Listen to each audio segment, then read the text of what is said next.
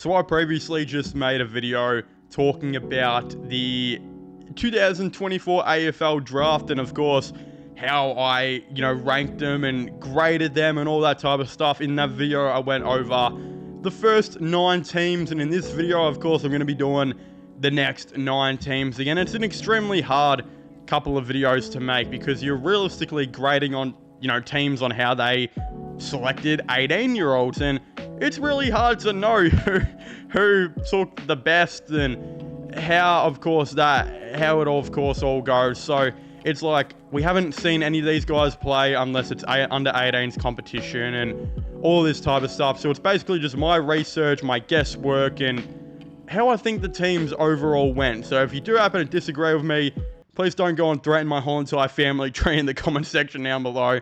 I'm sure we're all going to have a different opinion, but you know what? I figured we'll get straight back into it, and we'll now start off with Hawthorn, which is a very, very boring team to start off with. I mean, I just gave them a C because, how do you grade the Hawks? They got rid of all their picks to get, again, elite defenders in Tom Barrass and Josh Battle. So if we're talking about their trade period, it's an A.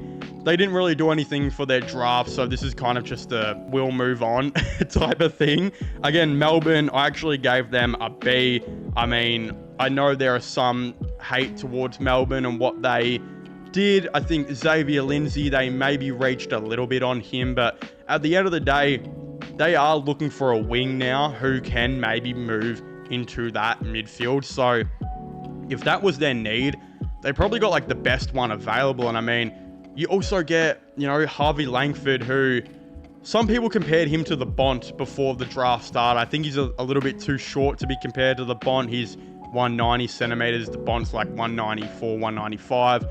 A tiny bit different, I think, in height, but a really, really good, tall, athletic inside midfielder who has absolutely dominated in his time with the Dandenong Stingrays. Again, really good player for the now, but also a great addition for the future, especially if Christian Petrarca decides to go suck it and, slightly not want to be at the Melbourne Demons anymore. Semi-request a trade because he wants to improve the follow account on his TikTok where he makes spaghetti. It is whatever, but I think, this was a good pick by them. I liked what they did in this draft, and I mean, they have really built for, the now. They've brought in a lot of really good young players like Winster as well, Van Ruin in recent years.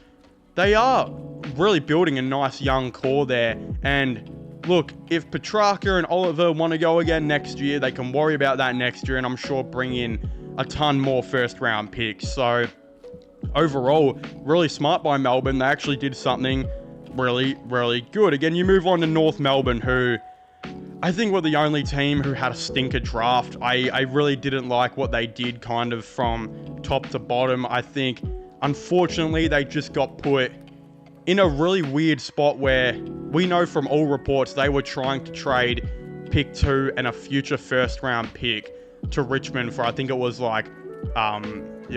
pick 6 and pick 11.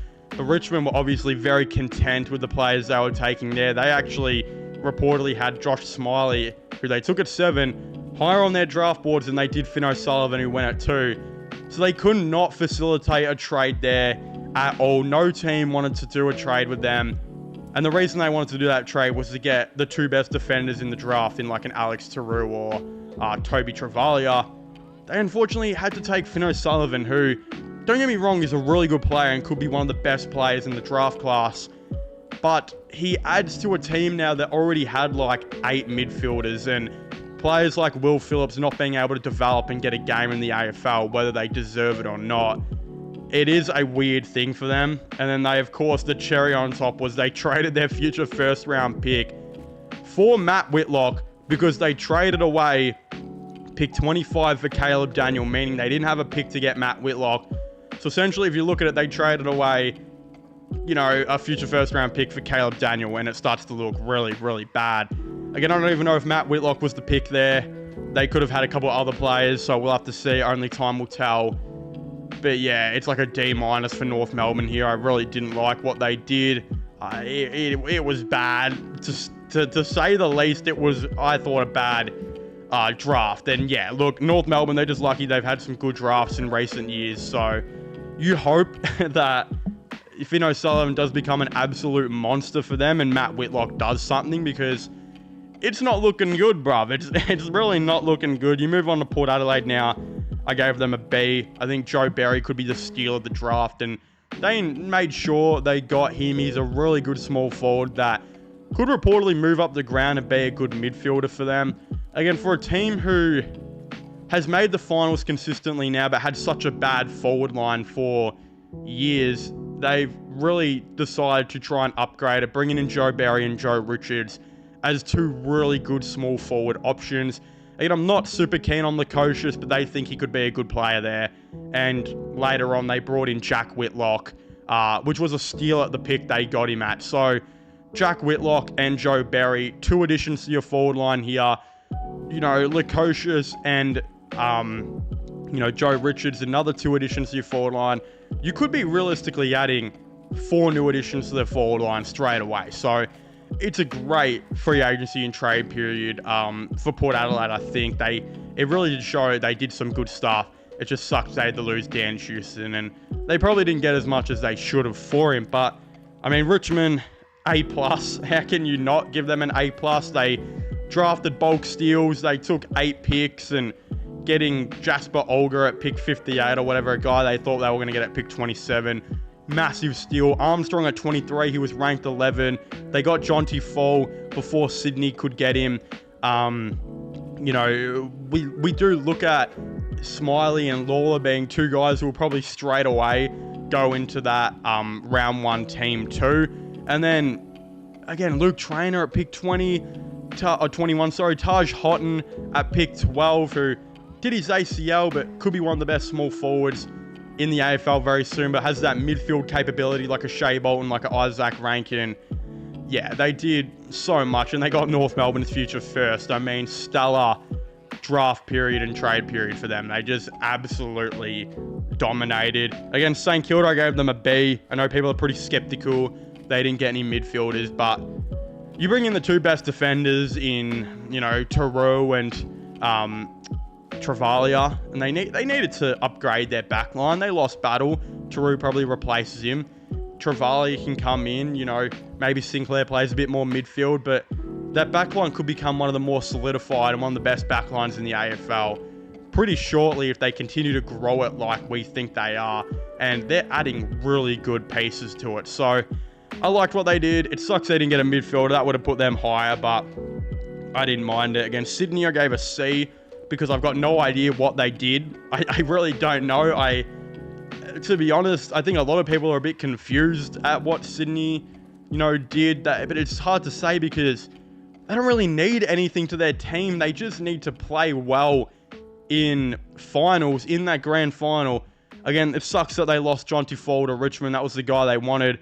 But I gave them a C just because I don't really know how to evaluate the Swans there. Again, West Coast, I gave them a B+. I thought they had a great draft. They got Bo Allen at the pick. The WA man they got at, I think it was pick 16 in the end, which was a really good move considering some thought Richmond were going to take him at 12. So they kind of get a steal. Another guy who can come into that midfield to help Harley Reid and the other guys they've got in there. You also added another good young key forward in Job Shanahan, which was a steal of the draft. A lot of people thought he was going to go top 15. They got him in the 30s.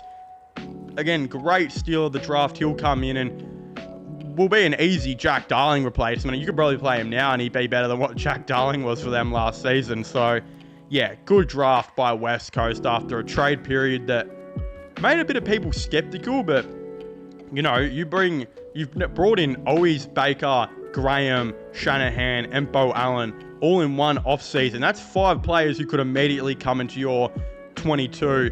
I have a feeling the Eagles might look a little bit different next year, and they look like they're doing something really, really good.